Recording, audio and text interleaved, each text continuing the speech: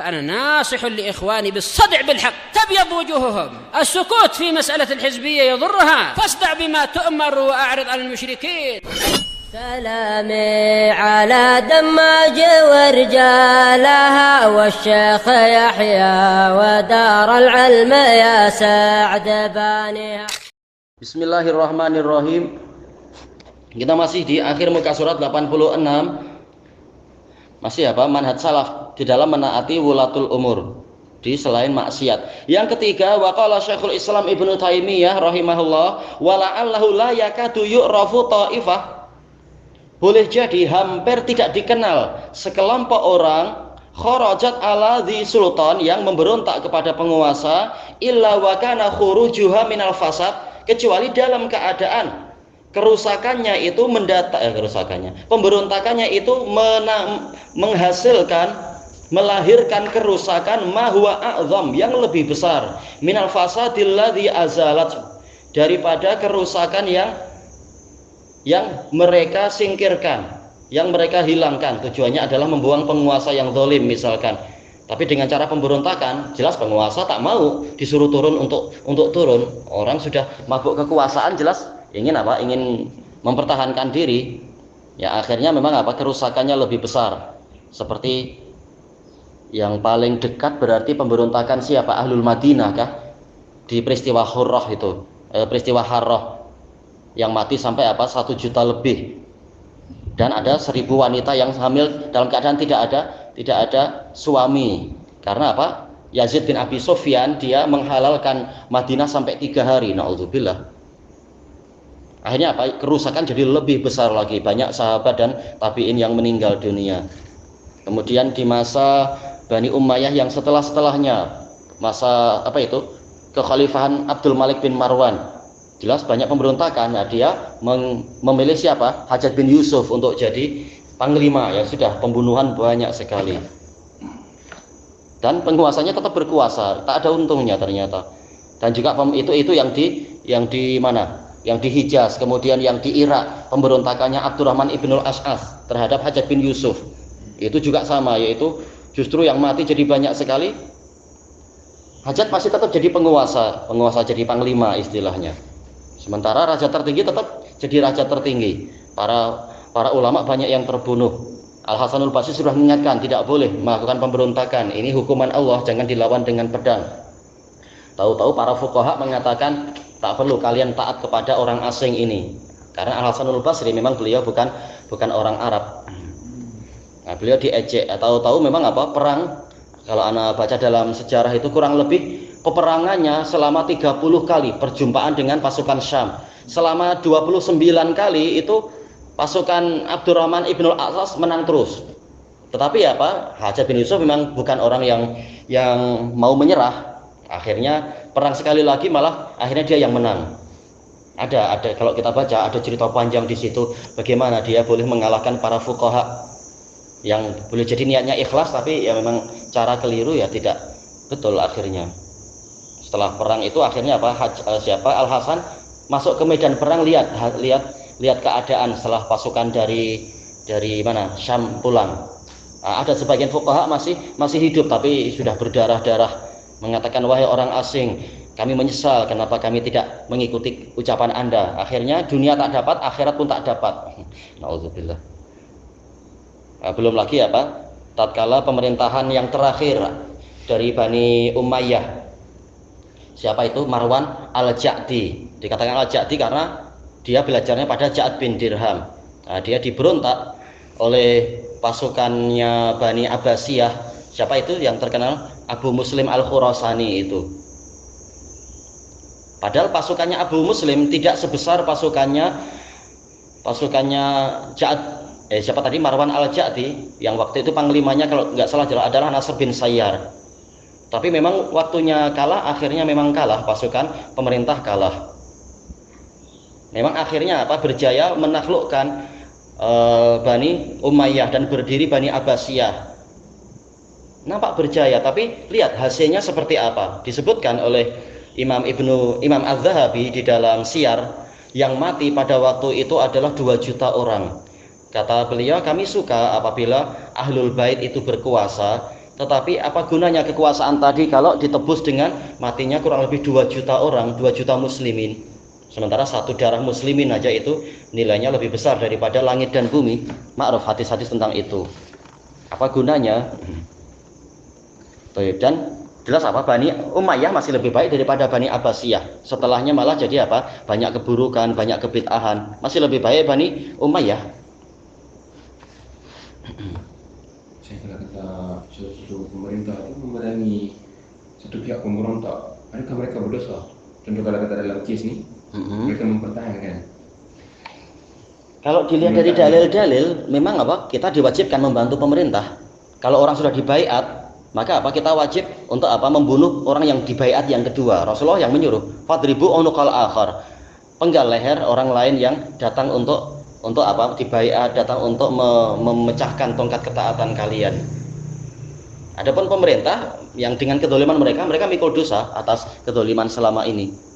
Tapi masalah mempertahankan kekuasaan dari kalau kita wajib membantu pemerintah agar apa? Tidak karena kalau sunnahnya dibuka, yaitu tradisi membuang penguasa dibuka, nanti kelompok lain tak puas dengan yang sekarang. Tahu-tahu kelompok yang berikutnya juga tak puas. Akhirnya pertumpahan darah terus-menerus. Makanya memang harus ditutup.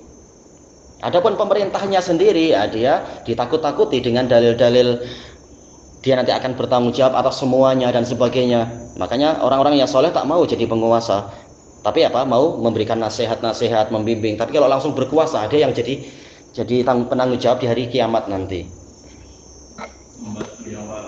Iya, betul. Nah, itu ketaatannya dalam perkara yang ma'ruf.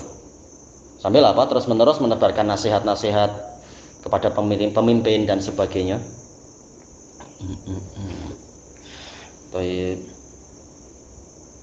Kemudian ini dalam apa? Minhajus sunnah. Yang keempat, waqala rahimahullah anil khawarij, berkata tentang kaum khawarij, fala aqamu dina wala abqau dunya.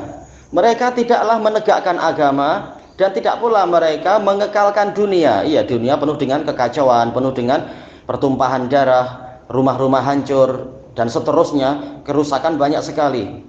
Agama juga tidak tegak karena apa? Mereka justru jadi anjing-anjing neraka. Lalu agama macam apa? Dan apa? Menyelisihi prinsip-prinsip Ahlus Sunnah wal Jamaah dan seterusnya. Allah tidak ridho dengan cara pemberontakan itu. Maka dunia tidak dapat, akhirat juga apa? Tidak dapat. Itu kata para ulama Khawarij zaman dulu, yang mana mereka rajin ibadah ini, rajin ibadah itu, yang mereka meyakini kefasikan itu menyebabkan kekufuran, yaitu apa? Dosa besar, langsung orangnya kafir. Maka mereka takut maksiat. Itu saja Allah melaknat orang-orang yang seperti itu. Dikatakan kematian mereka adalah kematian yang paling buruk.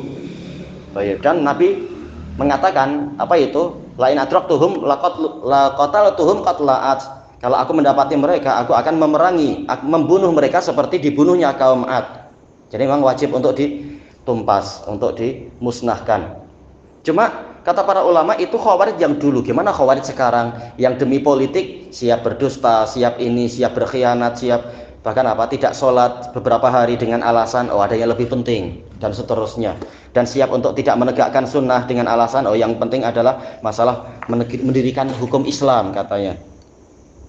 Padahal prakteknya dalam sehari-hari mereka tidak mendirikan syariat Islam yang mereka mampui dalam kehidupan sehari-hari di rumah mereka, kata Syekh Albani terhadap orang-orang Ikhwanul Muslimin itu.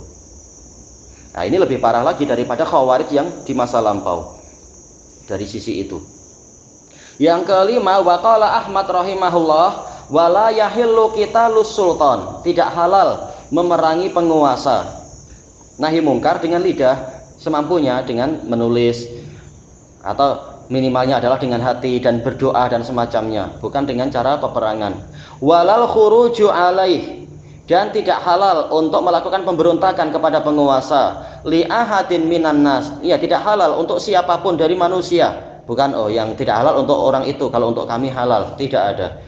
Faman fa'ala dzalik fahuwa mubtadi'un ala ghairi sunnah. Barang siapa melakukan itu maka dia adalah mubtadi', dia tidak di atas sunnah. Walaupun mungkin masalah asma wa sifat betul, dan masalah-masalah yang lain betul, tapi sekedar masalah ini tetap dia dikatakan mubtadi' karena menyelisihi satu dari prinsip-prinsip Ahlus Sunnah. Ini diambil dari Syarah Ushul I'tiqad Ahli Sunnah wal Jamaah, punya Al-Lalikai. Yang keenam, wa qala al-Imam Ibnu Baz. Jelas kalau beliau menukilkan semua kalam-kalam para salaf yang pengarang kitab-kitab As-Sunnah, jelas banyak sekali ma'ruf. Langsung beliau lompat ke ulama yang zaman sekarang, Imam Ibnu Baz rahimahullah, laisa min manhajis salaf at-tashhiru bi uyubil wulah. Bukan termasuk manhaj salaf mempopulerkan aib-aib penguasa selama dia masih berkuasa. Kalau sudah tidak, itu tak masalah, sesuai dengan haknya. Tapi dia masih penguasa, jangan disebutkan aib-aibnya dia gini, menyebabkan apa? Masyarakat jadi bergolak nanti. Wa dzikru dzalika 'alal manabir. Bukan termasuk manhaj salaf menyebutkan itu di mimbar-mimbar. Ya, tidak seperti apa para Harokiyun di Yaman, kata Syekh Yahya itu. Kalau nggak salah di Yaman yang beliau sebutkan tatkala ada pertanyaan. Sepertinya bukan di khutbah Jumat, tapi ada pertanyaan bagaimana dengan penguasa fulan, bagaimana penguasa fulan, bagaimana dengan penguasa yang fulan. Maka dia menjawabnya apa? Ucapan orang-orang Yahudi, apa itu? Innal baqara tasyabaha alaina.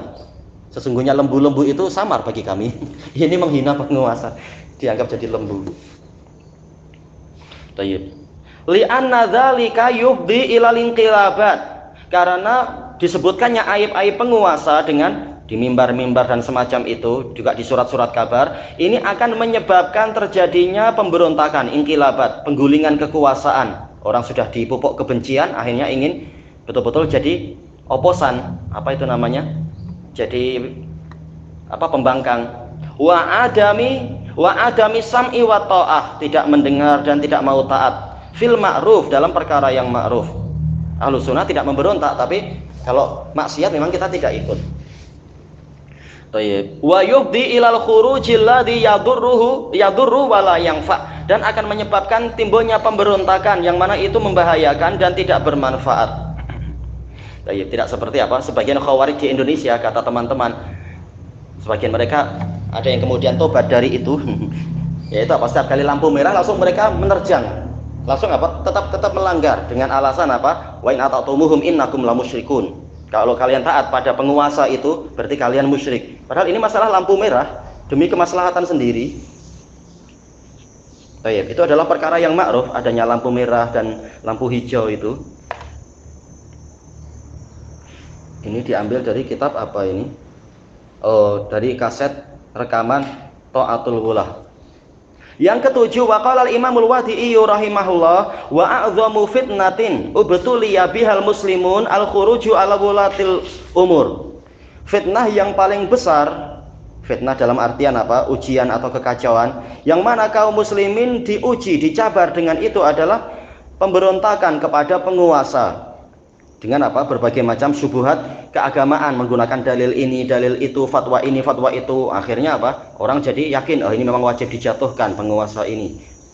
Innahu asyaddu alaihim min a'daihim. Sungguh fitnah yang ini, wa alami. Innahu, tak mungkin kembali ke fitnah, mungkin ke khuruj. Pemberontakan seperti ini justru lebih berbahaya bagi kaum muslimin daripada musuh-musuh mereka, musuh dari luar. Tayyib. Jarang negara kaum muslimin jatuh tatkala diserang dari luar. Seringnya adalah karena apa? Karena ada serangan dari dalam, memperlemah dan seterusnya itu. Tayyib. Memperlemah apa? Kekuatan benteng muslimin sendiri. Ini dari Al-Makhraj minal fitnah. Faidah, man huwal alimu haqqa, siapa orang alim yang sebenar?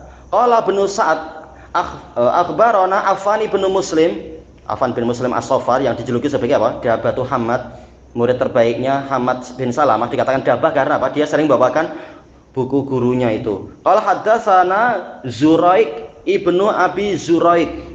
Ada pembahasan tak? Zuraik bin Abi Zuraik disikohkan oleh Yahya bin Ma'in. Tayyib. Qala sami'tul Hasan yaqul innal fitnah idza aqbalat arafaha kullu alim.